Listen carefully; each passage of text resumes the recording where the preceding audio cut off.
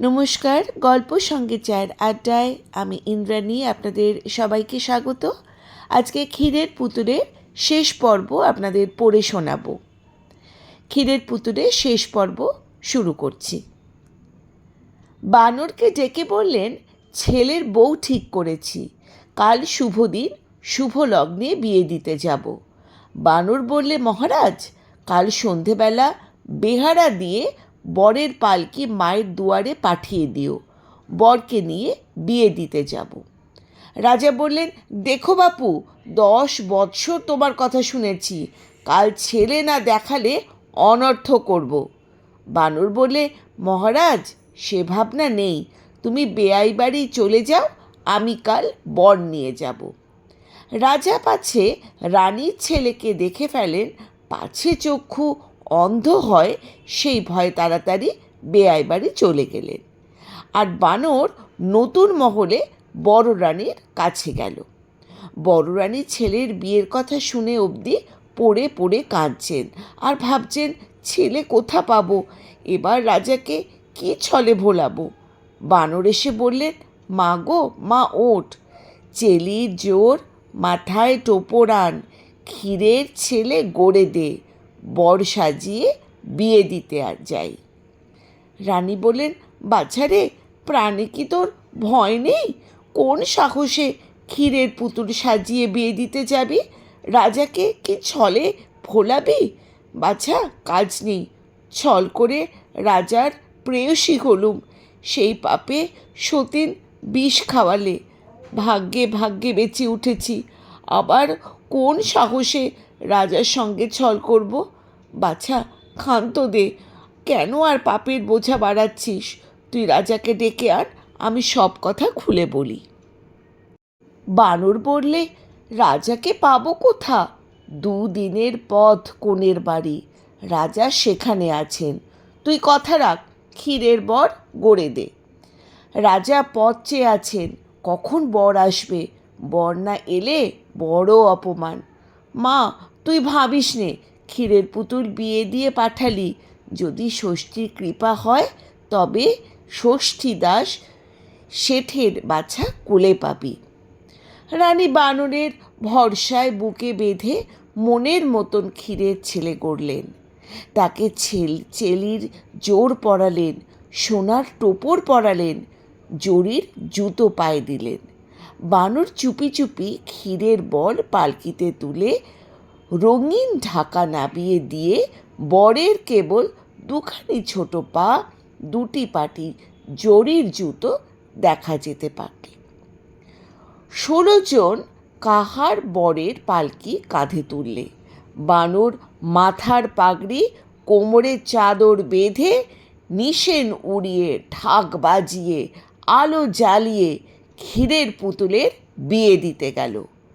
রানী আধারপুরে একলা বসে বিপদভঞ্জন বিঘ্নহরণকে ডাকতে লাগলেন। এদিকে বর নিয়ে 16 কাহার, মশাল নিয়ে মশালধারী, ঢাক ঢোল দিয়ে ঢাকি ঢুলি, ঘোড়ায় চড়ে বরযাত্রী সারা রাত বাঁশি বাজিয়ে, আলো জ্বালিয়ে, ঘোড়া হাঁকিয়ে দিকনগরে এসে পড়ল। দিকনগরের দিঘির ধারে ভোর হলো, মশাল পুড়ে পুড়ে নিভে গেল, ঘোড়া ছুটে ছুটে বেদম হলো, কাহার পালকি বয়ে হয়রান হলো, ঢাক পিঠে হাতির হাতে খিল ধরল।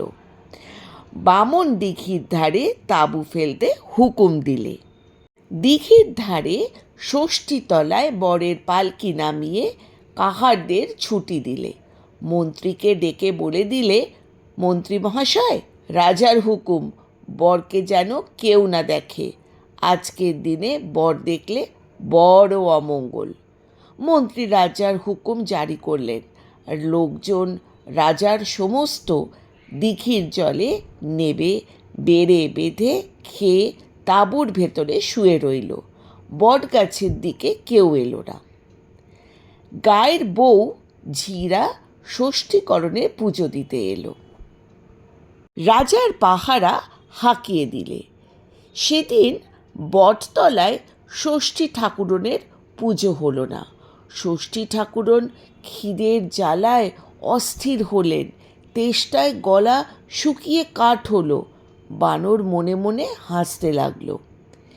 এমন সময় মেঘ হলো অনেক। ষষ্ঠী ঠাকুরনের মুখে জল বিন্দু পড়ল না। ঠাকুরন জামাটোর ভেতরে ছটফট করতে লাগলেন। ঠাকুরনের কালো বেড়াল মিউ মিউ করে কাঁদতে লাগলো। বানর মনে মনে বন্দি করে ফোন দিয়েতে পালকির দরজা খুলে দেখে আড়ালে গেল। ষষ্ঠী ঠাকুরন ভাবলেন, আহ, আপদ গেল।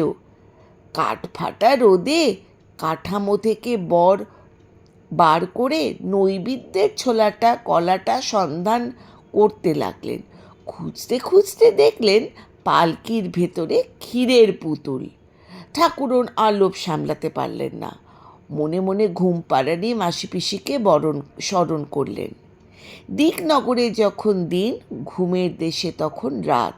ঘুম পাড়ানি মাসিপিসি সারা রাত দিকনগরের ষষ্ঠী দাসের শ্রেষ্ঠ বাছা ছেলেদের চোখে ঘুম দিয়ে সকালবেলায় ঘুমের দেশে রাজার মেয়েকে ঘুম পাড়িয়ে অনেক বেলায় একটুখানি চোখ বুজেছেন। এমন সময় ষষ্ঠী ঠাকুরনের ডাক পড়ল। ঘুমের দেশে ঘুম পাড়ানি মাসি জেগে উঠলেন। ঘুম পাড়ানি পিসি উঠে বসলেন। দুই বোনের ঘুমের দেশ ছেড়ে দিকনগরে এলেন। ষষ্ঠীকে প্রায় প্রণাম করে বললেন, ঠাকুরন, দিন দুপুরে ডেকেছেন কেন? ঠাকুরন বললেন, বাছারে, এতখানি বেলা হলো এখনো ভোগ পাইনি। তোরা একটা কাজ কর, দেশে যে যেখানে আছে ঘুম পাড়িয়ে দে, আমি ডুলির ভেতরে ক্ষীরের পুতুলকে খেয়ে আসি। ষষ্ঠী ঠাকুরনের কথায় পিসি মাসির মায়া করলে। দেশের লোক ঘুমিয়ে পড়ল। মাঠের মাঝে রাখাল, ঘরের মাঝে খোকা, খোকার পাশে খোকার মা, খেলা ঘরে খোলার দিদি ঘুমিয়ে পড়ল। ষষ্ঠীতলায় রাজার লোকজন, পাঠশালায় গায়ের ছেলেপুলে ঘুমিয়ে পড়ল। রাজার মন্ত্রী হুকোর নল মুখে ঘুমিয়ে পড়লেন। গায়ের গুরু বেদ হাতে ঢুলে পড়তে লাগলেন। দিকনগরে দিনে দুপুরে রাত এলো। মাসি পিসি সবার চোখে ঘুম দিলেন। জেগে রইল গায়ের মাঝে রাস্তার শেয়াল কুকুর, আর দিঘির ধারে রাজার হাতি ঘোড়া, বনের মাঝে বনের পাখি, ডালের রানীর বানর। আর জেগে রইল ষষ্ঠীর দাস বনের বেড়াল, জলের বেড়াল, গাছের বেড়াল, ঘরের বেড়াল। ষষ্ঠী ঠাকুরন তখন ডুলি খুলে ক্ষীরের ছেলেকে হাতে নিলেন। ক্ষীরের গন্ধে গাছ থেকে কাঠবিড়ালি নেমে এলো, বন থেকে বন বেড়াল ছুটে এলো, জল থেকে উদ বেড়াল উঠে এলো, কুনো বেড়াল কোণ ছেড়ে ষষ্ঠীতলায় চলে এলো। ষষ্ঠী ঠাকুরনের ক্ষীরের ছেলের 10টি আঙুল বেড়ালদের খেতে দিলেন। নিজে ক্ষীরের হাত, ক্ষীরের পা, ক্ষীরের বুক, পিঠ, মাথা খেয়ে ক্ষীরের 2টি কান পিসি মাসির হাতে দিয়ে বিদায় করলেন। মাসি পিসি ঘুমের দেশে চলে গেলেন। দিকনগরে দিঘির ঘাটে বরযাত্রীর ঘুম ভাঙল। গায়ের ভিতর ঘরে ঘরে গ্রামবাসীর ঘুম ভাঙল। ষষ্ঠী ঠাকুরন তাড়াতাড়ি মুখ মুছে কাঠামোয় ঢুকতে যাবেন, এমন সময় গাছের থেকে লাফ পড়ে বানর এসে বললেন, ঠাকুরন, পালাও কোথা? আগে ক্ষীরের ছেলে দিয়ে যাও।